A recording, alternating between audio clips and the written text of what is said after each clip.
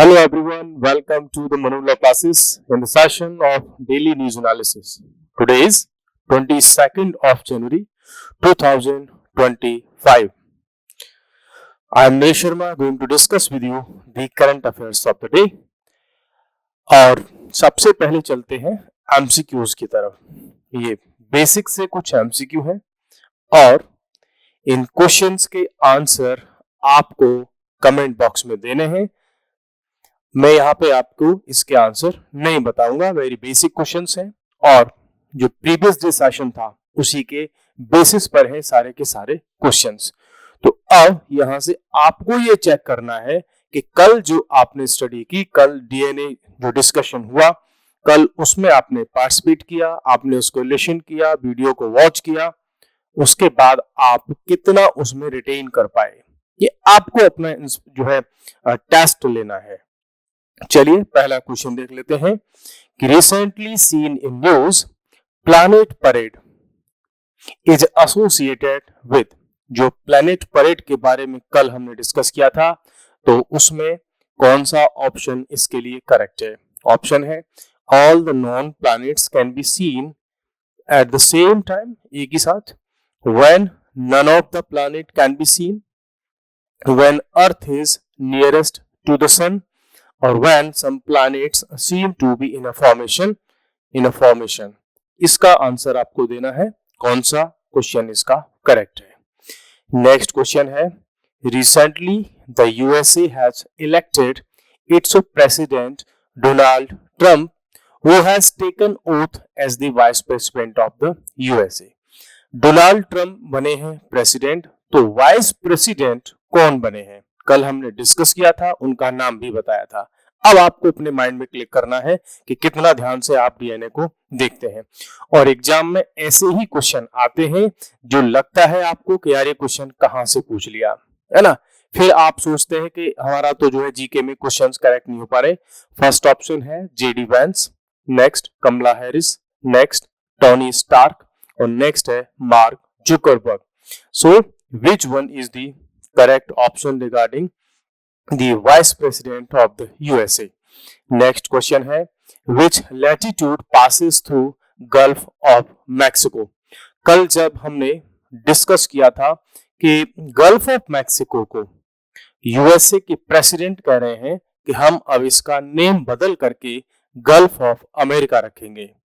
तो यहाँ पर गल्फ ऑफ मैक्सिको के रिगार्डिंग में क्वेश्चन है। देखो मैं आपको साथ में ये भी बता रहा हूं कि जब भी करंट अफेयर से क्वेश्चन आते हैं या स्टैटिक जो है पोर्शन से क्वेश्चन आते हैं, कई बार स्टूडेंट पूछते हैं कि यार इतना सारा कहां से पढ़े हम, सारी हिस्ट्री, ज्योग्राफी, पॉलिटिक्स सब कुछ कैसे पढ़ लें? सब कुछ आपको पढ़ने की रिक्वायरमेंट भी नहीं होती। जो करंट अफेयर में आप स्टडी करते हैं उसका जो बैकग्राउंड होता है, जैसे एग्जाम्पल कि हमने बात की थी गल्फ ऑफ मैक्सिको की, कि वर्ल्ड के लिए एक बहुत बड़ी इवेंट है ये, कि ऑलरेडी जो कि बहुत पुराना उसका नेम है गल्फ ऑफ मैक्सिको, और कोई कंट्री उसके नए जो इलेक्ट हो रहे प्रेसिडेंट वो कह रहे हैं कि इस गल्फ ऑफ मैक्सिको का नेम बदल करके हम गल्फ ऑफ अमेरिका रखेंगे, है ना। तो गल्फ ऑफ मैक्सिको के बारे में आपको जान लेना है। ये स्ट्रेटेजी होती है करंट अफेयर के साथ में उस टॉपिक को जो है कंप्लीट करने की। तो गल्फ ऑफ मैक्सिको कहां पर है, कौन से ओशियन इसको जो है कनेक्ट करते हैं, या कोई ट्रॉपिक ऑफ कैंसर या कैप्रिकॉर्न या इक्वेटर यहां से पास होती है क्या, ऐसी बेसिक सी इंफॉर्मेशन आप मैप पर देख सकते हैं। कल मैंने आपको मैप भी दिखाया था गल्फ ऑफ मैक्सिको का, और उसमें क्लियरली दिख रहा था कि कौन सा ट्रॉपिक ऑफ कैप्रिकॉर्न या कैंसर या जीरो इक्वेटर जो है, इक्वेटर जीरो लैटिट्यूड, वो वहां से कौन सा पास हो रहा है, क्लियर उसमें दिख रहा था। मैं यहाँ पे ये टेस्ट कर रहा हूं कि आप में से कितनों की नजर उस पर गई। और एग्जामिनर ऐसी ही चीजों पर नजर रखता है, वो ये देखता है कि कौन स्टूडेंट किसी चीज को, किसी टॉपिक को कंसंट्रेशन के साथ स्टडी करते हैं या उसके साथ में अपने आप को कनेक्ट करते हैं, अपने खुद के एफर्ट्स लगाते हैं। जीके में, करंट अफेयर में अगर आप बिल्कुल ये सोचते रहें कि आपको स्पून फीडिंग कराई जाएगी कहीं से तो आपका जीके ठीक हो जाएगा, नहीं। आप जब तक उसमें खुद से इन्वॉल्व नहीं होंगे, अपने खुद के कुछ एफर्ट्स नहीं लगाओगे, आपकी जीके करंट अफेयर स्ट्रॉन्ग कभी नहीं होगा। तो आपको बताना है कि कौन सा लैटिट्यूड है जो गल्फ ऑफ मैक्सिको से पास होता है, इनमें से कौन सा ऑप्शन करेक्ट है। ठीक है, आपको ऑप्शन में ऐसे नहीं बताना ए बी सी डी, नहीं, उसका नेम लिखो आप कि कौन सा ऑप्शन उसमें करेक्ट है। नेक्स्ट क्वेश्चन है, which country is known as global policeman. आपको मैं इसमें हिंट दे देता हूं, कल हमने डिस्कस नहीं किया था। हम किसी एक कंट्री के बारे में बात कर रहे थे जहां पर इलेक्शंस हुए हैं और नए प्रेसिडेंट, वाइस प्रेसिडेंट या कुछ जो है नए इलेक्शंस होने के बाद में उनका अपॉइंटमेंट हुआ है।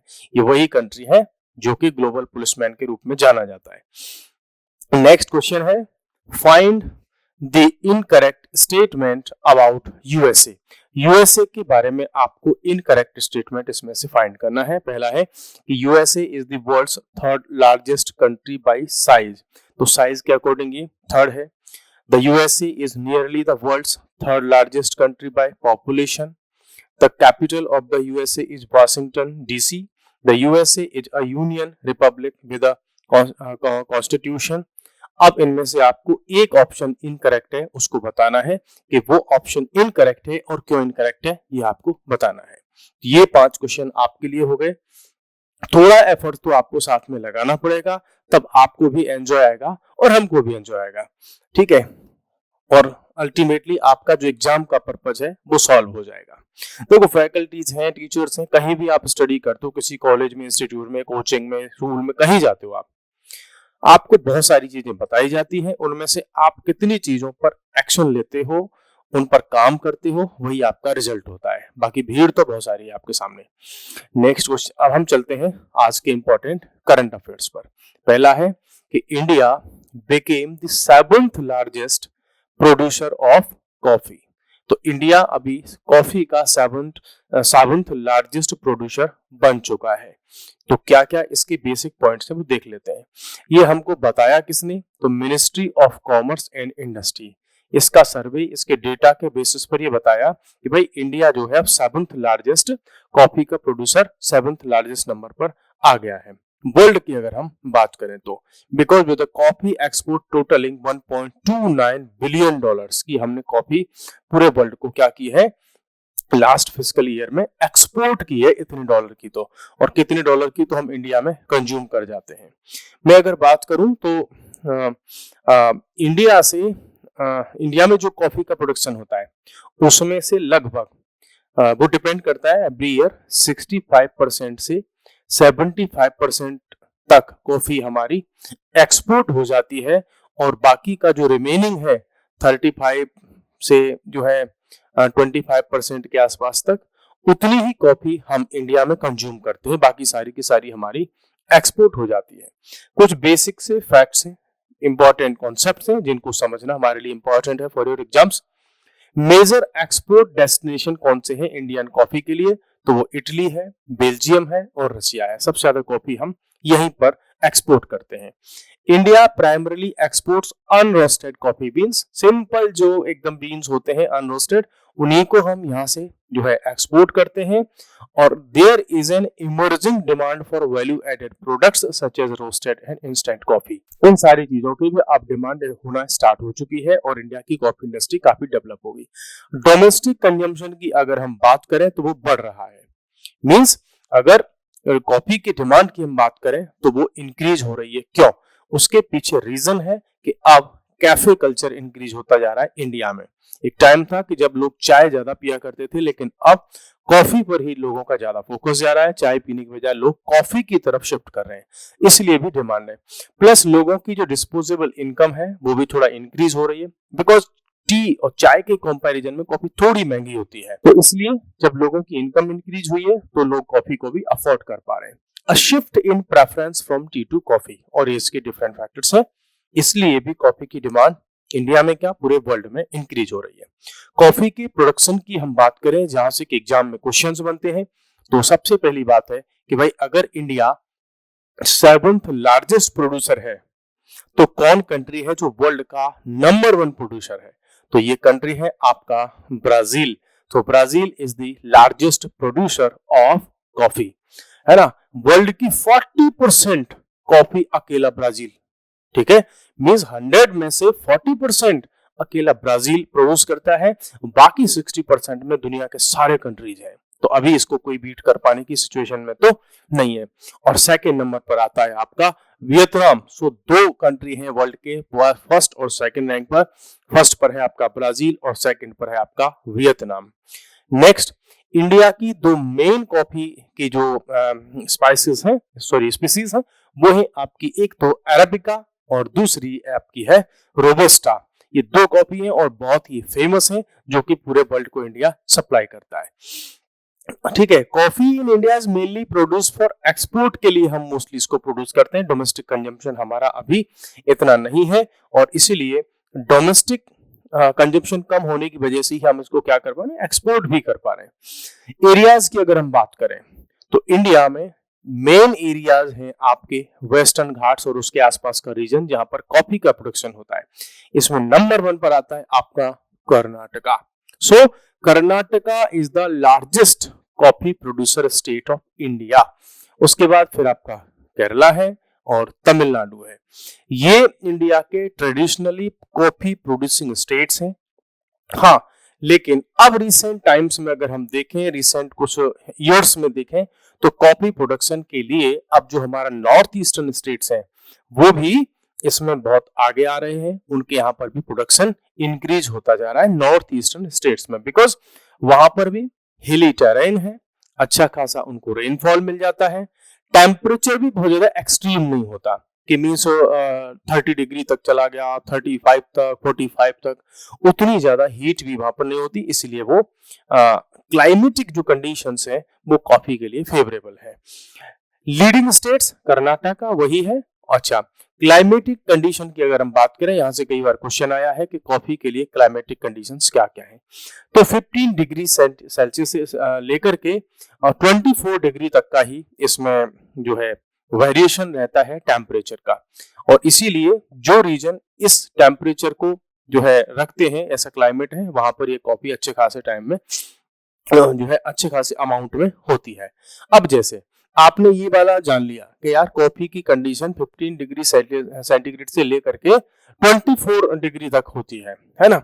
अब आपसे कहीं क्वेश्चन मिल जाता है और उसमें ऑप्शन में मिल जाए आपको राजस्थान, तो आपको ये जानने की जरूरत ही नहीं है कि राजस्थान में होती है कि नहीं होती। क्यों, राजस्थान में जब इतनी गर्मी पड़ती है कि 50 डिग्री तक टेम्परेचर जाता है, तो वहां पे कॉफी हो पाएगी, वहां रेनफॉल मिलेगी, उसको नहीं मिलेगी। तो आप इजीली ऐसे ऑप्शन को एलिमिनेट कर पाओगे, ठीक है।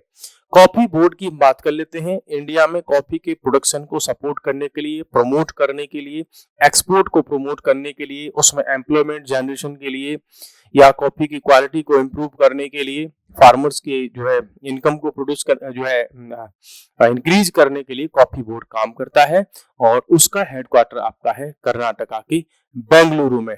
कई बार ये क्वेश्चन आ चुका है कि कॉफी बोर्ड का हेडक्वार्टर इंडिया में कहाँ है। नेक्स्ट हम चलते हैं एक और इंपॉर्टेंट न्यूज पर, वो है कॉन्ट्रैक्ट फार्मिंग के रिगार्डिंग में, ठीक है। इशू क्या निकला, और बात इसमें स्टार्ट हुई थी फ्रेंच फ्राइज से। आप सबने खाए होंगे फ्रेंच फ्राइज, लेकिन फ्रेंच फ्राइज की वजह से कॉन्ट्रैक्ट फार्मिंग न्यूज में है इन दिनों। क्या है पूरा इश्यू देख लेते हैं। India's transition from being importer to an exporter of frozen French fries. एक टाइम था जब इंडिया फ्रेंच फ्राइज जो फ्रोजन आते थे उनको हम इंपोर्ट करते थे, और तब इंडिया की मार्केट में शॉप्स पर, होटल्स पर वो जो है फ्राई करके उसको सेल किया जाता था फ्रेंच फ्राइज को। अब देखो सिचुएशन क्या हुई है। अब सिचुएशन ये है कि इंडिया फ्रेंच फ्राइज को इंपोर्ट नहीं कर रहा है, एक्सपोर्ट करना हमने स्टार्ट कर दिया। मींस बोला हमसे ले लो भाई आप जो है फ्रेंच फ्राइज। तो ये सिचुएशन हमने जो है क्रिएट कर दी है, और इस सब के पीछे एक बड़ा रीजन है significant role of contract farming. Contract farming का इसमें बहुत बड़ा रोल है कि हम इंपोर्ट तो छोड़ो, उल्टा हमने एक्सपोर्ट करना स्टार्ट कर दिया फ्रेंच फ्राइज का। कॉन्ट्रैक्ट फार्मिंग का इसमें क्या रोल है, क्या होती है कॉन्ट्रैक्ट फार्मिंग, इस सबको आइए एक बार समझ लेते हैं। सो कॉन्ट्रैक्ट फार्मिंग क्या है, refers to agricultural production conducted based on an agreement. देखो, कॉन्ट्रैक्ट मींस एग्रीमेंट और फार्मिंग मींस वही एग्रीकल्चरल एक्टिविटी। तो जब भी कोई क्रॉप उसको कोई फार्मर अब वहां पर अपने लैंड पर प्रोड्यूस करेगा तो उसके लिए उसके साथ में किसी कंपनी ने कॉन्ट्रैक्ट किया होगा। मींस कॉन्ट्रैक्ट फार्मिंग में क्या है कि production conducted based on agreement between farmers and buyers. दोनों के बीच में पहले ही एक एग्रीमेंट हो जाता है which outlines conditions for the production and marketing of the crops। Means जब जो है किसी भी क्रॉप के सोइंग का टाइम आता है तो उस समय पर ही बायर और फार्मर का एग्रीमेंट हो जाता है कि भाई आप हमारे लिए इतना पोटैटो जो है लगा के दो, हम इतना पोटैटो आपसे परचेज कर लेंगे, इस क्वालिटी का करेंगे, इस वैरायटी का करेंगे, वो सारा का सारा एग्रीमेंट पहले ही हो जाता है। इसी को बोलते हैं हम कॉन्ट्रैक्ट फार्मिंग। फार्मर्स उनका कमिटमेंट होता है कि भाई ये वाली चीज हम आपको उगा के देंगे और उस समय पर हम इस क्रॉप को आपको ही सेल करेंगे। बायर का एग्रीमेंट होता है कि भैया ठीक है, आपका जितना भी प्रोड्यूस इस लैंड पर होगा वो हम सब परचेज कर लेंगे। ठीक है, दोनों की रिक्वायरमेंट को उसमें नोट कर लिया जाता है एग्रीमेंट में। टाइप्स ऑफ कॉन्ट्रैक्ट फार्मिंग अब ये होती है, देखो, direct input provision by the company. ठीक है, कंपनी डायरेक्टली जो है फार्मर के साथ में एग्रीमेंट करती है और कुछ बेसिक जो चीजें होती हैं, जो इनपुट होती हैं, कुछ प्रोविजंस को वो डायरेक्ट प्रोवाइड करा देती है फार्मर्स को कि ये लो भाई, इस टाइप का सीड्स यूज करो और ये सारी चीजें आप हमको प्रोड्यूस करके दे दो, हम उसको परचेज कर लेंगे। नेक्स्ट होता है partnership with local input dealers. Company क्या करती है, कुछ लोकल इनपुट डीलर्स जो होते हैं, बड़े बड़े जो डीलर्स होते हैं, उनके साथ में एग्रीमेंट कर लेती है और उनको बोल देती है कि भाई आप फार्मर्स के साथ में कैसे भी कुछ एग्रीमेंट करो, हमको इस सीजन में इतना पोटैटो चाहिए, इतना व्हीट चाहिए, या हमको राइस चाहिए, या कोई स्पाइस चाहिए, वो सारा का सारा एग्रीमेंट वो करते हैं। मींस बीच में एक मीडिएटर होता है। नेक्स्ट होता है एक और इसका टाइप होता है, और वो टाइप होता है आपका थर्ड टाइप का होता है, जिसमें यहाँ पे नहीं है कि कंपनी लैंड ले लेती है, उस पर सब कुछ प्रोड्यूस करती है और फार्मर को केवल पैसा मिल जाता है। ये सारे के सारे एग्रीमेंट जो होते हैं, है ना, वो डिपेंड करते हैं किस चीज पर, availability of local service provider. कि लोकल सर्विस प्रोवाइडर कैसे हैं, कंपनी की रिसोर्सेज एंड कैपेबिलिटीज, कंपनी कितने रिसोर्सेज लगा सकती है, कंपनी की खुद की कैपेबिलिटीज क्या है, complexity involve in the crop production process, कि भाई कैसी क्रॉप है, ऐसा तो नहीं कोई ऐसी क्रॉप है जिसमें रिस्क बहुत ज्यादा है, या उसमें बहुत ज्यादा इनपुट लगाने की रिक्वायरमेंट होती है, बहुत ज्यादा मशीनरी की रिक्वायरमेंट है, लेबर की रिक्वायरमेंट है, पेस्टिसाइड्स की रिक्वायरमेंट है, इरिगेशन बहुत ज्यादा चाहिए, या डिफरेंट काइंड की सॉइल चाहिए। वो सारी की सारी चीजों के बेसिस पर ही एग्रीमेंट वगैरह होते हैं, वो डिपेंड करते हैं। इसके कुछ एडवांटेजेस है क्या, अश्योर्ड इनकम। अगर देखो आपको एक एग्जांपल देता हूं मैं, किसी फार्मर ने पोटैटो अपने लैंड पर जो है पोटैटो की क्रॉप लगाई, अब वो अगर उसको किसी मीडिएटर को पहले बेच देता है, आसपास की किसी मंडी में अगर सेल करने जाएगा तो उसका पोटैटो 10 रुपए किलो, 8 रुपए किलो, 5 रुपए किलो बिक जाएगा। ठीक है, लेकिन वही लोग किसी चिप्स बनाने वाली कंपनी को सेम पोटैटो को जो 10 रुपए किलो फार्मर से लिया था, वो उसको 20 रुपए केजी में बेच देंगे या 15 में बेच देंगे, उससे ज्यादा में ही सेल करेंगे। फार्मर को कुछ नहीं मिला, उसकी इनकम नहीं हो रही है। अब होगा क्या कि जो बायर 20 रुपए केजी इससे परचेज कर रहा है, वो क्या कर सकता है, सीधा फार्मर के पास में आ जाए और बोले भैया लो 15 रुपए केजी में हमको दे दो आप, तो बीच का ये मीडिएटर हट गया। तो जो फार्मर 10 रुपए केजी में बेच रहा था, अब वो 15 में सेल करेगा, तो अल्टीमेटली बेनिफिट किसका हुआ, फार्मर का हुआ। मींस जब कॉन्ट्रैक्ट पहले ही हो जाता है फार्मर और बायर का, तो एक फार्मर की अश्योर्ड इनकम हो जाती है, उसको टेंशन नहीं होती कि यार हम कहां अपने प्रोडक्ट को सेल करेंगे। फिर होता है access to quality inputs. Farmers के पास में कई बार इतना इनपुट लगाने के लिए पैसा नहीं होता, इन्वेस्टमेंट के लिए मनी नहीं होता, रिसोर्सेज नहीं होते। ऐसे केसेस में कंपनी उनको बेसिक रिसोर्सेज प्रोवाइड कराती है, इनपुट प्रोवाइड कराती है, चाहे वो सीड्स हो, मशीनरी हो, टेक्नोलॉजी हो, ड्रोन्स हो, पेस्टिसाइड्स हो, लेबर हो, या डिफरेंट R&D हो, वो सब प्रोवाइड कराती है कंपनी। उसको बदले में क्या मिलता है, कंपनी को भी बदले में एक जो क्वालिटी कंपनी चाहती थी वो उनको मिल जाती है। तो दोनों का ही इसमें बेनिफिट होता है। Reduction in post harvest losses.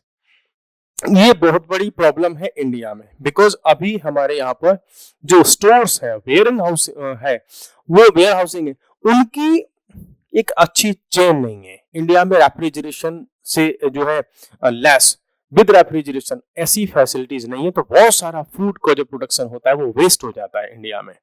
अब अगर कंपनी का और फार्मर का पहले से ही एग्रीमेंट हो रखा है कि आप उगाओ हम ले लेंगे, तो फार्मर को अपने खेत में उसको रखने की रिक्वायरमेंट नहीं होती, वो सीधा कंपनी की गाड़ियां आती हैं, उसको सीधा फ्रॉम द फार्म लेकर के चली जाती हैं, तो फार्मर्स के यहाँ पर उसका लॉस नहीं होता। क्यों?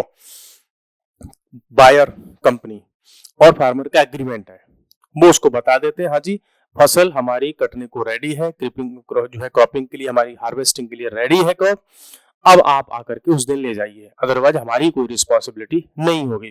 तो फिर कंपनी के एजेंट्स क्या करेंगे, वो सेकंड क्या उसी दिन पहुंच जाएंगे और तुरंत के तुरंत उसको लोड करेंगे और ले जाएंगे, तो खेत में 4 दिन पड़े रहने का कोई मतलब ही नहीं है।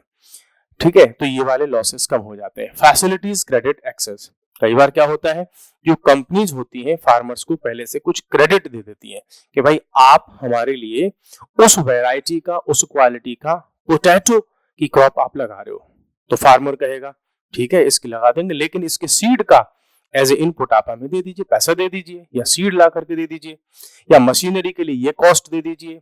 तो कंपनीज भी फार्मर्स को कुछ पैसा दे देती हैं एज ए एडवांस, और फार्मर्स को भी इससे हेल्प हो जाती है, उनको पैसा मिल जाता है, एज ए लोन मिल जाता है और विदाउट एनी इंटरेस्ट। ठीक है, चलिए अब इससे कुछ कंसर्न भी एसोसिएटेड है, केवल बेनिफिट ही नहीं है, कुछ प्रॉब्लम भी है इसमें। क्या?